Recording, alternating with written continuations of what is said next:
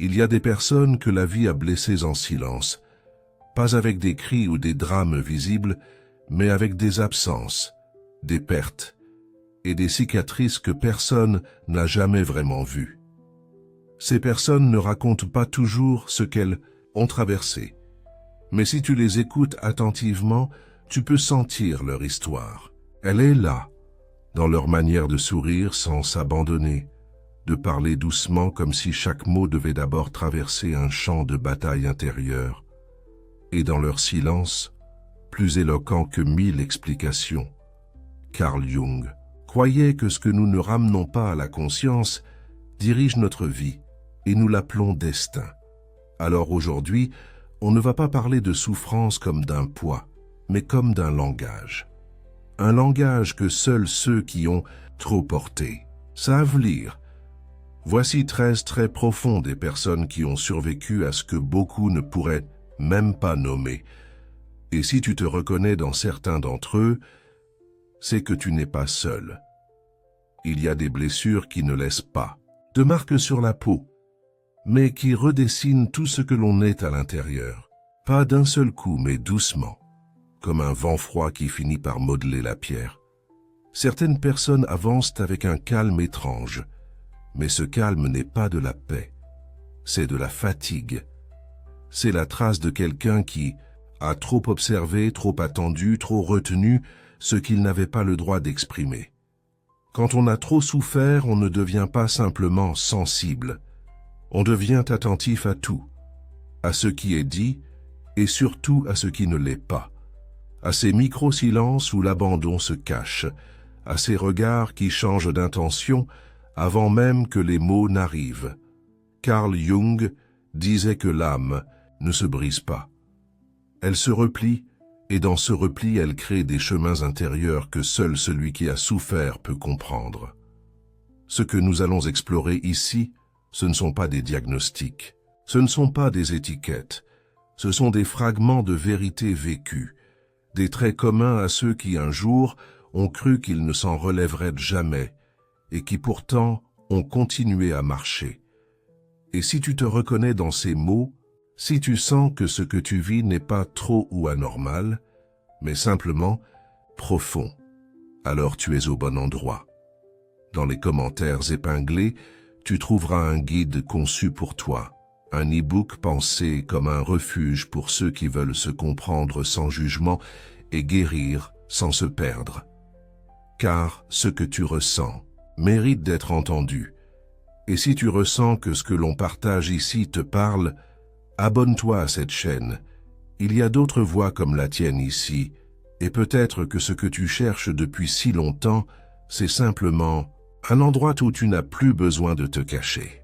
Ceux qui ont trop souffert ne portent pas toujours leurs blessures là où on les attend. Ce n'est pas dans les cris, ni dans les larmes visibles, mais dans les silences, dans cette manière subtile de répondre par un sourire. Alors, qu'en eux, une tempête silencieuse continue de souffler. Le premier trait, c'est cette tendance à minimiser ce qu'ils ressentent, pas par modestie, mais parce qu'ils ont appris très tôt que leurs émotions prenaient trop de place, que pleurer dérangeait, que demander, c'était risquer de perdre. Alors ils se sont adaptés. Ils ont appris à tout ressentir, sans jamais tout montrer. Ils ne disent pas « j'ai mal », ils disent « c'est rien », même quand ça brûle, même quand ça saigne à l'intérieur.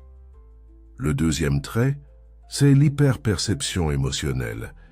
Ils ressentent ce que les autres ne captent même pas, un micro-changement de ton, une légère tension dans la mâchoire, un silence inhabituel. Ils le perçoivent et leur système se met en alerte. Parce que dans leur passé, ces petits signes étaient des signaux de survie. Ils ne sont pas hypersensibles. Ils sont entraînés par la vie, par l'absence, par les ruptures, et parfois ça les pousse à surinterpréter. Non parce qu'ils exagèrent, mais parce que leur corps se souvient d'un moment où ces détails minuscules annonçaient une douleur plus grande. Le troisième trait, c'est le besoin constant d'anticiper le pire. Pas par pessimisme, mais parce qu'un jour tout s'est effondré sans prévenir, et depuis, il préfère se préparer à la chute plutôt que d'espérer la stabilité. Il pense 5 coups à l'avance, il prévoit des plans B, C et D, et s'il n'y a rien à craindre, il se méfie quand même, parce que dans leur mémoire émotionnelle, le calme a toujours précédé la tempête. Le 4e trait, c'est la recherche obsessionnelle de contrôle. Ils veulent tout organiser, tout comprendre, tout maîtriser, pas pour dominer, mais pour éviter de revivre l'impuissance, le moment où ils n'ont rien pu faire face à la douleur, à l'abandon ou à l'injustice. Et quand quelque chose échappe à leur contrôle, un imprévu, un retard, une réponse floue, c'est tout leur monde intérieur qui se crispe. Pas parce qu'ils sont rigides, mais parce qu'ils ont construit leur paix sur des fondations fragiles. Le 5e trait, c'est le repli émotionnel discret. Ils peuvent être très présents pour les autres, mais très absents pour eux-mêmes. Ils savent écouter, soutenir, conseiller. Mais quand il s'agit de parler d'eux, ils s'effacent. Pas par fierté, mais parce qu'ils ont appris que parler de soi était dangereux, qu'il valait mieux être utile que visible. Ils portent les autres parce qu'ils savent ce que c'est de ne pas avoir été porté. Le 6e trait, c'est la fatigue invisible. Ils sourient, ils travaillent, ils répondent « ça va » sans hésiter. Mais à l'intérieur, leur âme est épuisée d'avoir dû tenir si longtemps sans point d'appui.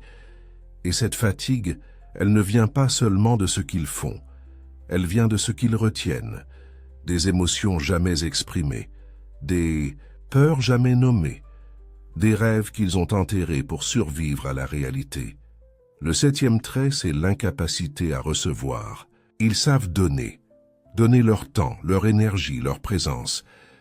Mais quand on leur offre, ils reculent, ils doutent, ils se demandent s'ils le méritent, parce qu'une partie d'eux a intégré l'idée que recevoir, c'est être vulnérable, et qu'être vulnérable, c'est prendre le risque de revivre ce qu'ils n'ont pas encore digéré. Quand on a trop souffert, la confiance ne revient pas naturellement. Elle devient un choix courageux, et parfois un combat intérieur. Ce n'est pas que la personne ne veut pas s'ouvrir, c'est que son esprit a associé connexion à danger. Elle se méfie non pas de l'autre, mais de ce que l'autre pourrait réveiller. Une ancienne blessure, une promesse brisée, une chute qu'elle n'a jamais vraiment oubliée. Alors, quand l'amour arrive, même doucement, même sainement, elle se tend, elle se replie, elle observe, elle analyse, elle se protège, avant même de se permettre de ressentir. Et l'autre souvent ne comprend pas. Il pense qu'elle est froide, détachée, difficile à aimer. Mais en réalité, elle est en guerre avec elle-même, entre ce qu'elle ressent et ce qu'elle craint. Carl Jung disait « La blessure est l'endroit par où la lumière entre ». Mais il savait aussi que cette lumière n'entre pas sans résistance. L'ego, en tentant de nous protéger, construit des murs épais, des murs qui finissent par enfermer ce qu'il voulait préserver.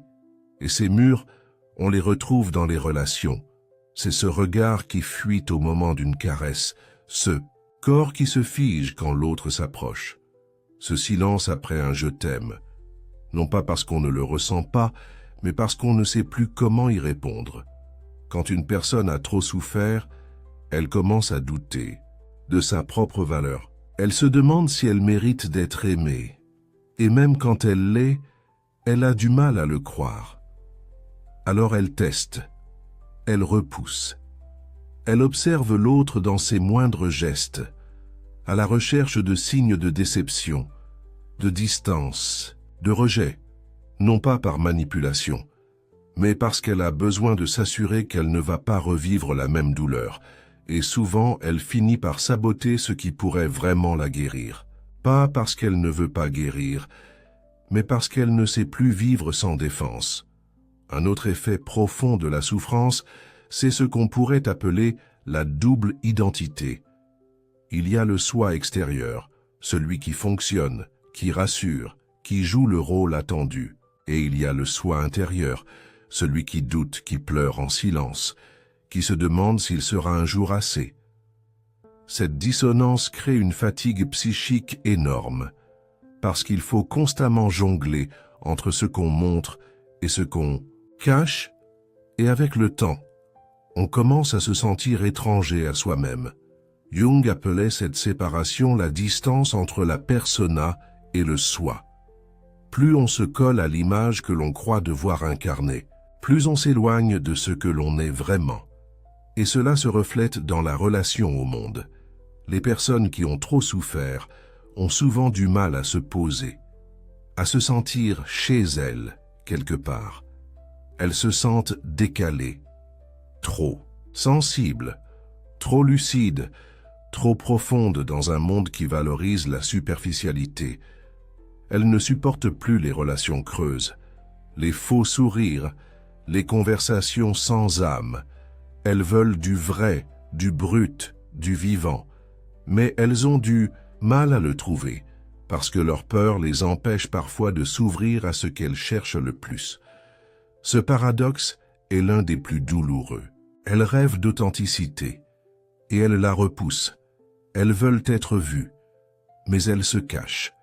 Elles veulent l'amour, mais elles testent, repoussent, doutent. Et pourtant, malgré tout cela, elles continuent d'aimer, elles aiment en silence, à travers des gestes discrets, des attentions subtiles, des présences silencieuses. Elles aiment avec prudence, mais avec une profondeur que peu de gens peuvent offrir, parce qu'elles savent ce que c'est que de manquer, et parce qu'elles ont juré de ne jamais laisser quelqu'un ressentir ce vide, si elles peuvent l'éviter. Et c'est là que réside leur beauté la plus rare, dans leur capacité à aimer malgré la peur, à tendre la main malgré les tremblements, à rester même quand tout en elles leur dit de fuir. Il arrive un moment, souvent discret, où l'âme blessée commence à se réorganiser. Pas par miracle, pas parce que tout s'arrange à l'extérieur, mais parce qu'à l'intérieur, quelque chose commence à bouger.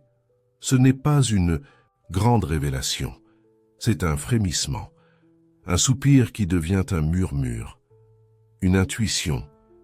Et si je n'étais pas condamné à répéter ce que j'ai vécu? Carl Jung parlait de croissance post-traumatique, mais il la décrivait comme un mouvement de retour vers soi. Pas un oubli, pas une fuite, mais une descente, dans l'ombre, dans les schémas, dans les silences laissés trop longtemps intacts. Ceux qui ont trop souffert commencent à voir clair dans leurs propres réactions. Ils se surprennent à dire « Je comprends maintenant pourquoi je me ferme.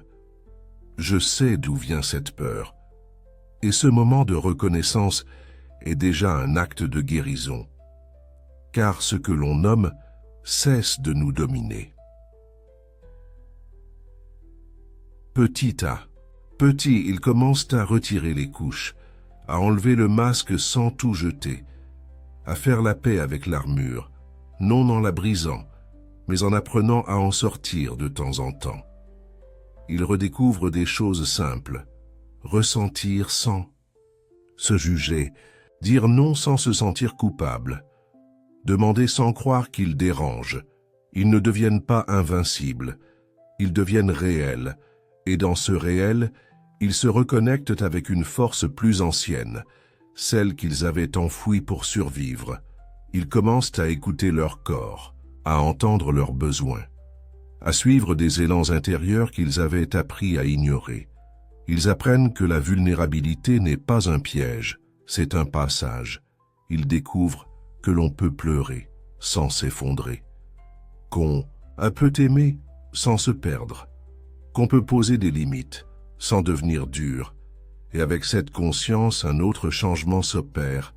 Ils deviennent des espaces de sécurité pour les autres, pas en se sacrifiant, mais en ayant traversé ce qu'ils comprennent désormais. Ils sentent quand l'autre est sur le point de se refermer.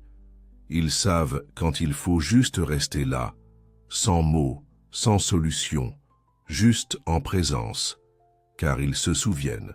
Ils savent à quoi ressemble une âme en apnée, et paradoxalement, plus ils se réparent, plus ils deviennent des ponts entre le passé et le présent, entre la douleur et le sens, entre ce qui s'est brisé et ce qui peut encore fleurir, et parfois ils créent, pas toujours avec des mots ou des images, mais avec leur façon d'aimer, de parler, de bâtir des liens différents, des liens vrais, des liens où il n'y a pas besoin de performance ni de masque, ils deviennent des témoins vivants de la résilience.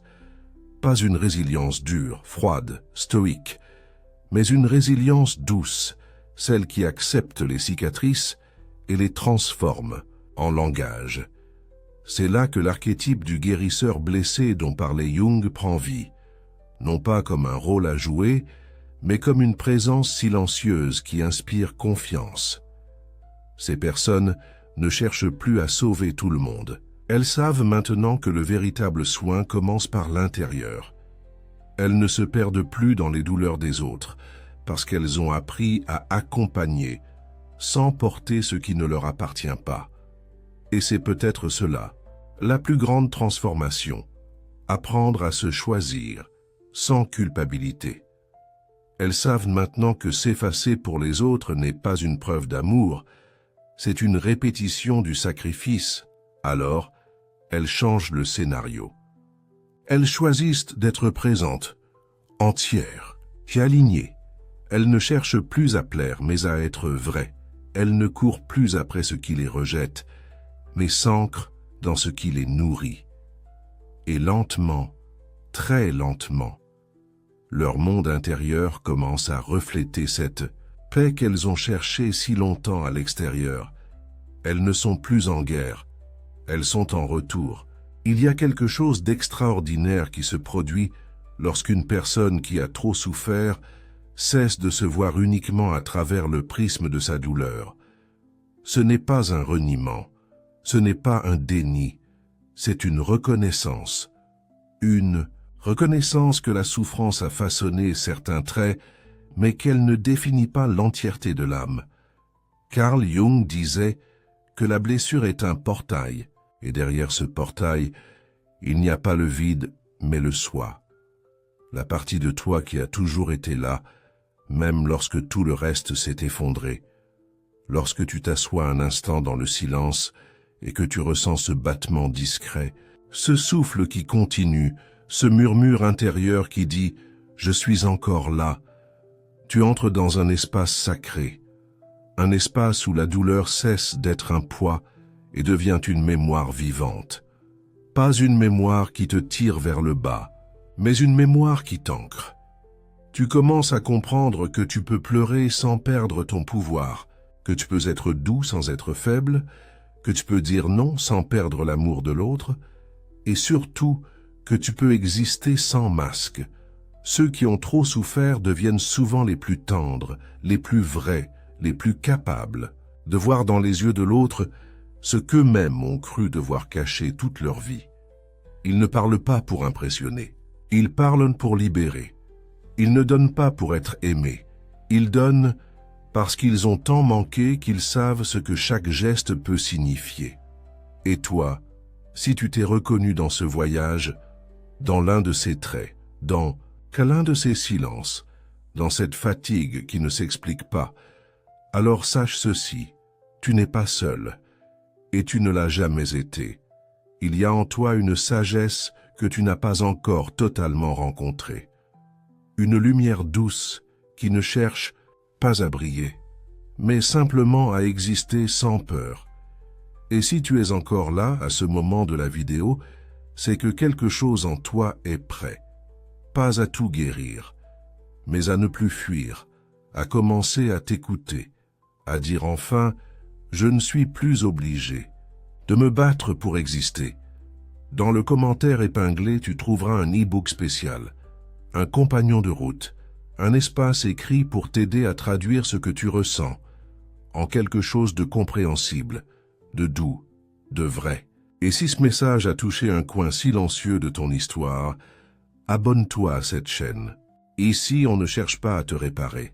On t'invite à te reconnaître, pleinement, patiemment, humainement. Tu peux aussi laisser un mot en commentaire, juste une phrase.